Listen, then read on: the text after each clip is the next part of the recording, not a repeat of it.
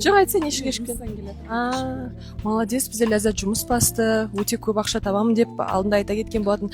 Саған біз қандай жігіт күтеміз негізі? Қандай жігіт күтесің? Енді талаптарындағы жігітті бүгін қазір айтпай қояйын, қазір эфирда көре жатарсыздар қандай жігіт талаптарының бәрін айтатын. Сол бір талапты айта кетейінші, негізі ажыраспаған маңызды ма сол жағы саған? Осы жер тоже интрига. О, интриганка, да? Онда күтіңіздер, құрметті көрермендер, иә. Барлығын бүгін айтатын боламыз. Аяғымыз жер. Барыс мырза, қалайсыз? Қайырлы күн, әдемі, бәрі жақсы. Енді қыздар арасында көріп жатырсыз, бір дау туындады. Екі қыздың арасында. Негізі болмашы әңгіме. Бір берекесі жоқ. Жай ғана болмашы әңгіме қыздардың арасында өсектеп тұремін негізі. Тура сондай жігіттердің бәрін де жинап әңгімелескен болатынбыз. Жігіттерге бір ауыз ақылымды айтқан болатынмын. Мен енді бұрын соңды отырып кеткеннен кейін Кеңесіңізді берейін. Тұрат дегенге қалай қарайсыз? Өте жаман қараймын. Өйткені еркек адам қазіргі заманда, вот последний заманда еркек адам қыздан бір саты төмен тұру. Мына кісі қалай. Бірақ сіздің бойыңыздан кез келген жігіт бір саты төмен тұрады мына бойдан. Айтып кеткен жоқпын. Сосын қыз бен ұлдың арасында ешқандай достық болмайды. Менімен болады, бірақ менің жігітіммен, мен күйеуіммен ешқандай подругалар болмайды. Сіз өзіңіз таныстырған жоқсыз әлі? Жоқ, таныстырған жоқ. Міне өзін әлі таныстырған жоқ. Бүгін ортаға шығып таныстыратын болады ғой.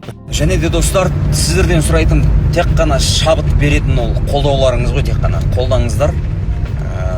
Видеосын салып қойған болатын, жаңа Пархат екеуміздің айтқан дуэтіміздің. Сондықтан сіздерден тек қана қолдау, лүпіл және жер былай, мына жер былай деп бір кеңестерін берген болатын. Ода тұрған ештеңе жоқ, оны бір эфирға шығаратындай дүние емес негізі. Сонымен жаба салу керек еді, сыртта өздері сөйлесе салу керек. Әлі-ақ алдағы уақытта көреміз ғой, құрбы болып бірге жүретін болады. Бірақ та әсел құрбы болмаймын дейді. Екеуміздің мінезіміз сай келмейді дейді. Енді айта береді адамның баласы. Орыстарда жақсы мақал бар ғой, не говори оп, пока не перепрыгнешь.